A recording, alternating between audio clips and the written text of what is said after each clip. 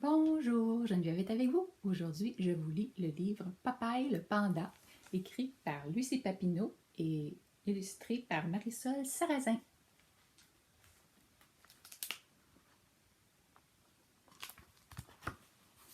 Au pays des pandas, le ciel est presque toujours bleu. Mais voilà qu'aujourd'hui, un petit nuage montre le bout de son nez. Un nez vraiment très noir. Oh oh, dit Osso Bucco l'orang-outan, on dirait qu'il va pleuvoir. Ha ha, ajoute Croc-en-Jambe le crocodile, un orage se prépare. Vite, s'écrie Gilda la girafe, il faut avertir Papaye.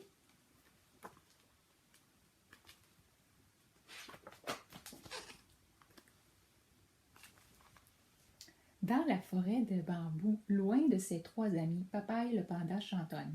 Pam pam pam. Il ne voit pas le petit nuage qui grandit et grandit encore à la vitesse du vent. Comme d'habitude, il est dans la lune et comme d'habitude, il a oublié ses lunettes. Plic, fait la première goutte en tombant sur une roche plate. Ploc, fait la deuxième goutte en tombant sur une pierre ronde. Ploc, ajoute la troisième en touchant la tête de Papaye.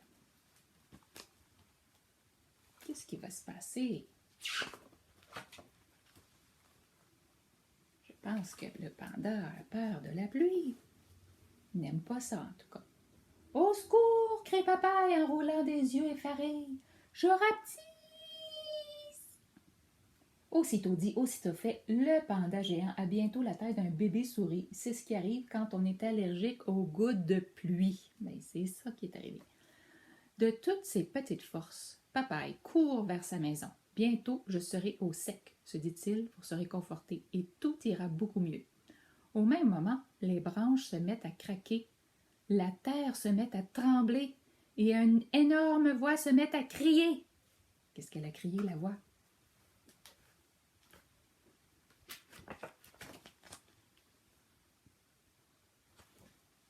Papaye! C'est Osso Bucco l'orang-outan qui cherche son ami. Je suis ici, hurle Papaye de sa voix minuscule. Sous la violette! Osso Bucco n'a rien entendu, rien qu'un ridicule couinement de souris. Il poursuit donc sa course folle sans savoir qu'elle le mène tout droit vers la violette du petit panda. C'est pour ça qu'ici, il a peur de se faire écraser.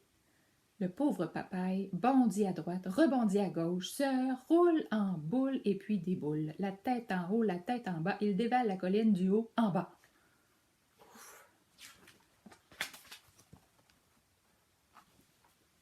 Et plouf, il tombe dans la rivière, ballotté par les vagues, cerné par les algues. Il attrape la première chose qui passe à sa portée. C'est la queue de Cannelloni, le caneton ravi. Ouf, se dit-il, je suis sauvé. Mais un cri retentissant couvre le crépitement de la pluie.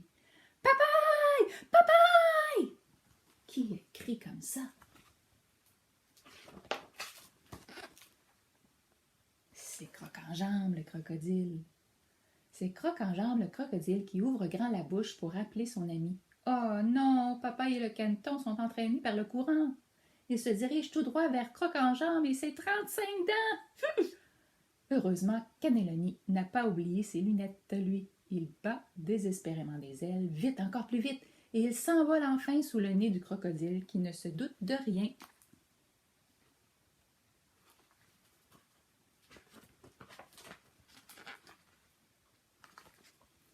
Bravo, se dit Papaye en survolant la jungle, me voilà hors de danger. Malgré le grondement de l'orage, malgré les gifles du vent, le petit panda tient bon. Il s'agrippe du mieux qu'il peut à la queue du caneton. C'est alors qu'un éclair déchire le ciel et qu'un formidable cri retentit comme un coup de tonnerre. Papaye! Papaye! Papaye! Regarde, on voit ses lunettes ici.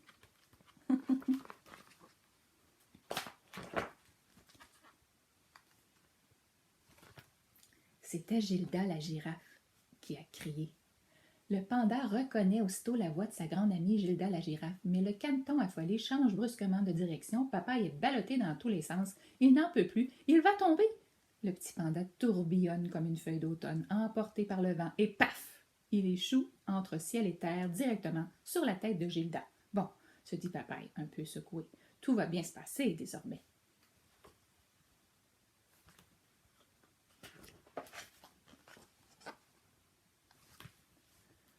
Gilda, elle, n'a aucune idée. Se débarrasser de la bestiole n'a qu'une idée. Se débarrasser de la bestiole qui lui chatouille les oreilles. Elle saute à pieds joints, fait des cabrioles, s'ébroue comme un toutou, tant et si bien que Papaye perd l'équilibre, tombe sur les fesses et glisse comme un champion de luge. Du sommet de la tête, en passant par le cou vertigineux, il dévale le dos montagneux, emprunte la dangereuse passerelle de la queue pour se retrouver enfin sain et sauf sur un vulgaire tas de sable mouillé. Gilda, délivrée de la gênante bestiole, s'enfuit sans se retourner. Bon.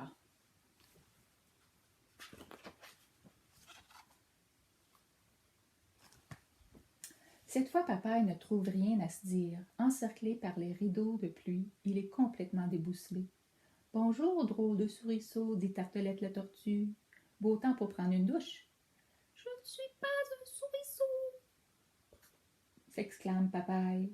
Je suis un panda géant. »« Et un panda géant? Demande la tortue avant d'éclater de rire.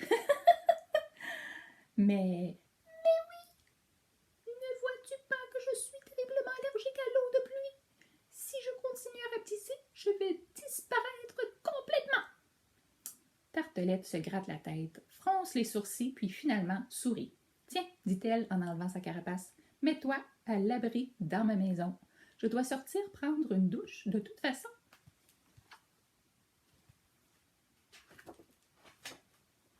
Regarde, il est ici qui prend sa douche. Avec un grand soupir de soulagement, Papaye se glisse dans la carapace de la tortue. Le voilà enfin bien au sec, bien au chaud. Après tant d'émotions, il s'endort aussitôt, mais se réveille bientôt en sursaut. Crie Papaye, j'étouffe! Il faut dire que pendant qu'il ronflait à l'abri de la pluie, le panda a peu à peu repris sa taille normale. Une taille qui ne ressemble pas, mais pas du tout à celle d'une guêpe.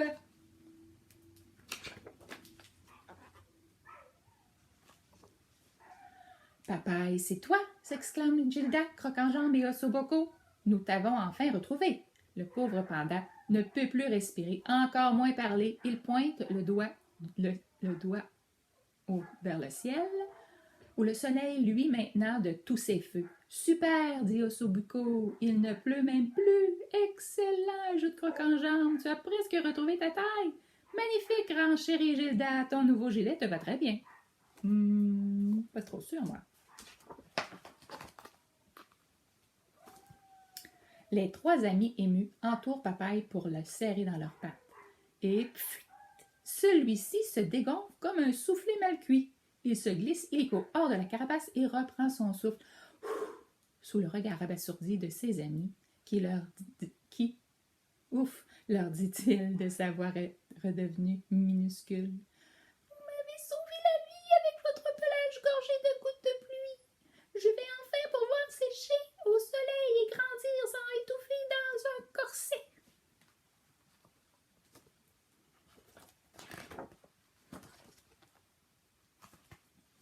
Maintenant que tout est rentré dans l'ordre, Papa n'a plus qu'une envie, inviter tous ses amis à un grand banquet de pousses de bambou. Espérons que le soleil sera de la partie. Cui, cui, cui. C'est fini. Au revoir les amis.